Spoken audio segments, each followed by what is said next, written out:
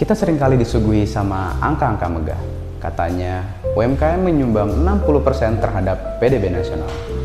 Kata mereka menyerap 97% tenaga kerja di negeri ini. Sebuah narasi yang membuat kita percaya bahwa fondasi ekonomi kita baik-baik saja. Tapi mari kita coba jujur, di balik angka 60% itu, ada jutaan cerita tentang bisnis yang bertahan belasan tahun. Namun, mereka semua terjebak di pola yang sama, yaitu jalan di tempat. Sebelum kita melangkah lebih jauh, kenalin dulu. Nama gue Anahta Ramdhana Setia Negara, dan ini tim gue.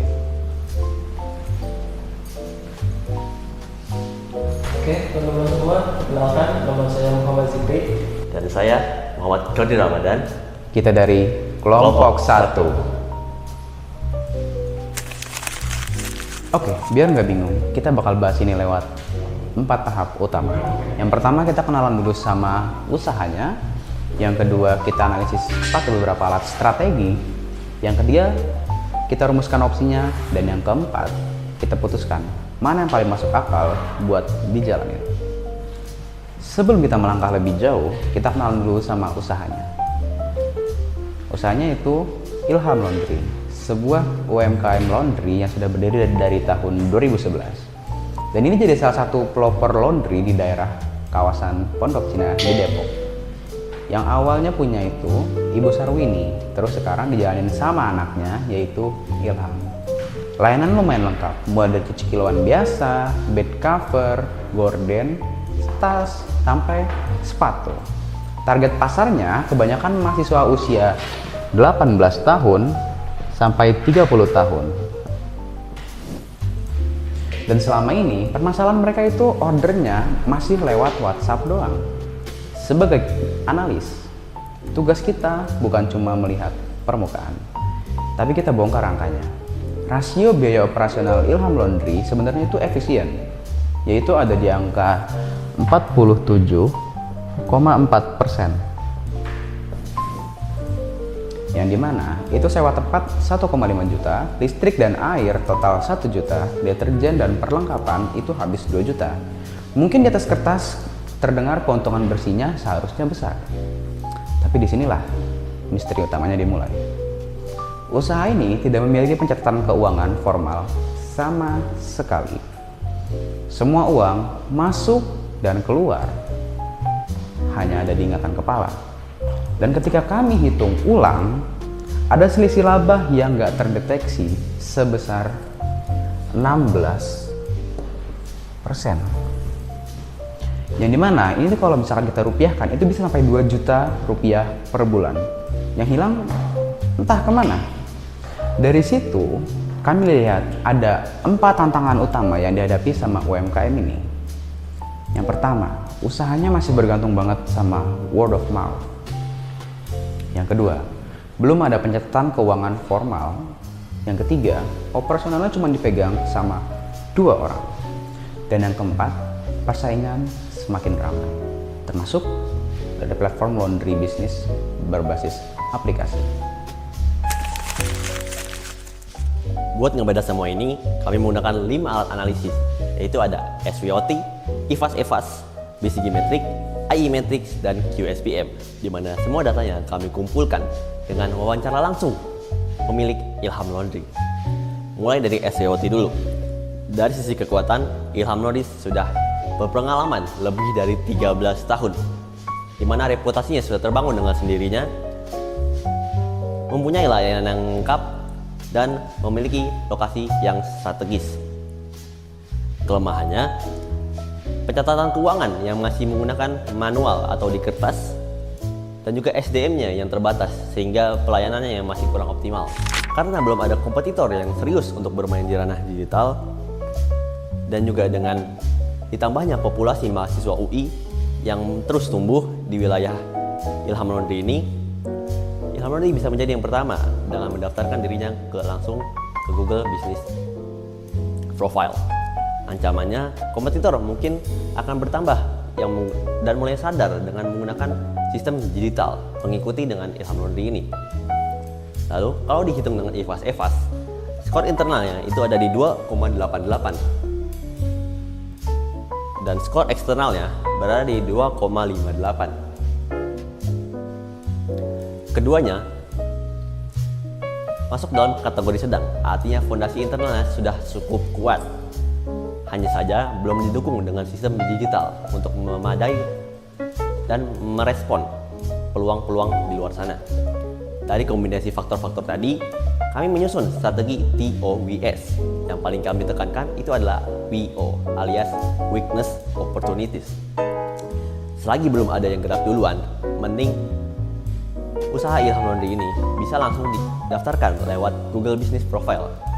Lalu ada strategi SO untuk memanfaatkan reputasi yang sudah dibangun, ST mempertahankan kualitas yang sudah ada, dan WT untuk memulai perapihan catatan keuangan melalui sistem digital.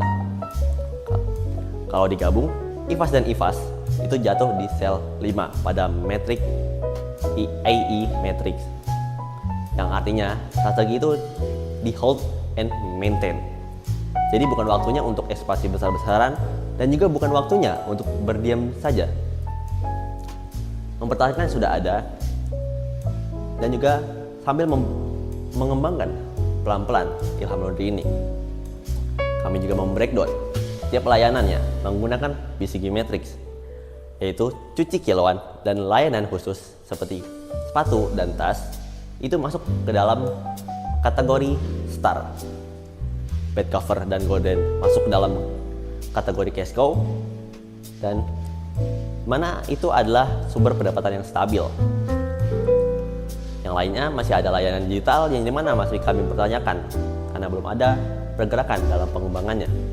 Lalu ada karpet dan kasur sebagai kategori dog karena peminatannya yang kurang konsisten. Mungkin hari ini ada, mungkin hari besok ada, tapi baru ada lagi bulan depan. Dari semua analisis ini, kami mempunyai 3 opsi yang akan kami pertimbangkan. Ada opsi A, yaitu adalah diam saja alias status quo. Kami kurang merekomendasikan opsi ini karena berisiko bikin usahanya makin ketinggalan dengan kompetitor lain. Opsi B, transformasi digital total sekaligus. Kami juga menolak rekomendasi ini karena kurang realistis untuk usaha mikro. Dan opsi yang ketiga adalah yang kami paling rekomendasikan adalah pengembangan bertahap berbasis digital yang dimana dibagi menjadi 3 fase.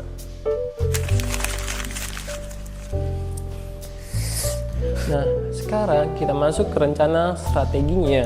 Kita bagi menjadi 3 fase supaya pelaksanaannya lebih realistis dan nggak terasa berat bagi si Ilham Laundry itu sendiri. Di fase yang pertama yaitu bulan 1 sampai bulan kedua, fokusnya itu bikin usaha ini tuh lebih gampang ditemukan oleh orang-orang banyak.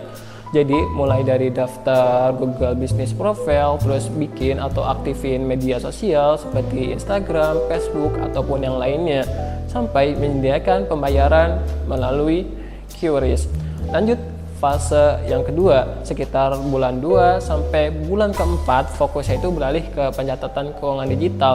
Caranya itu cukup sederhana, yaitu pakai aplikasi gratisan seperti Bookas yang dapat di-download di Google Play Store, supaya nih pemasukan dan pengeluaran lebih rapi dan gak ada lagi yang namanya kelewatan. Nah, di fase yang ketiga, bulan 4 sampai bulan ke-6, baru mulai nambah layanan, misalnya bikin paket ekspres atau layanan langganan bulanan buat pelanggan tetap. Nah, yang menarik teman-teman, semua 3 fase ini tuh bisa dijalankan dengan biaya yang cukup relatif kecil, sekitar 0 sampai 500 ribuan aja. Kalau dilihat dari untung ruginya, ini menurut kami ini cukup worth it banget untuk para UMKM yang udah bertahan belasan tahun, tapi potensi dan manfaatnya itu cukup besar. Pendapatan yang kita perkirakan yaitu sekitar 20%. Ditambah lagi ada kemungkinan bisa menyelamatkan 1 sampai 2 juta yang sebelumnya itu nggak tercatat dengan keuangan yang belum rapi.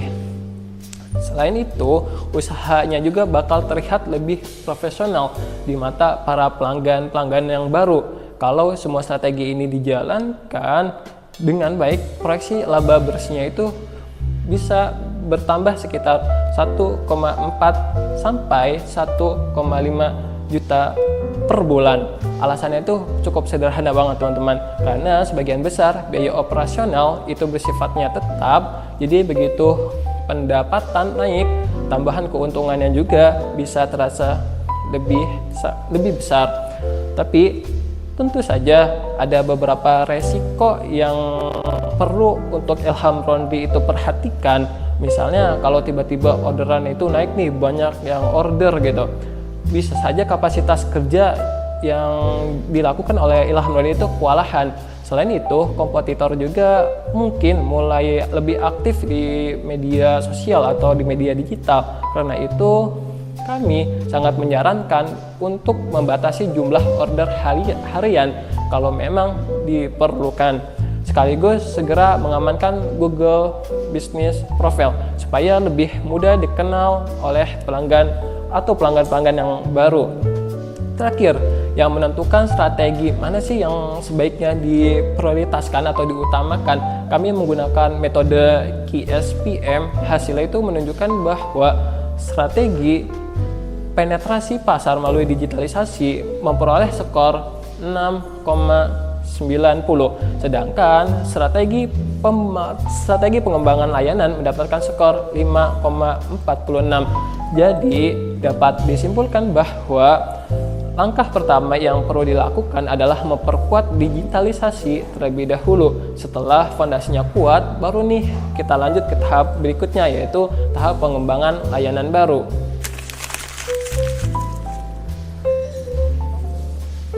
Jadi kesimpulannya adalah Ilham Laundry ini sebenarnya punya fondasi yang sangat kuat.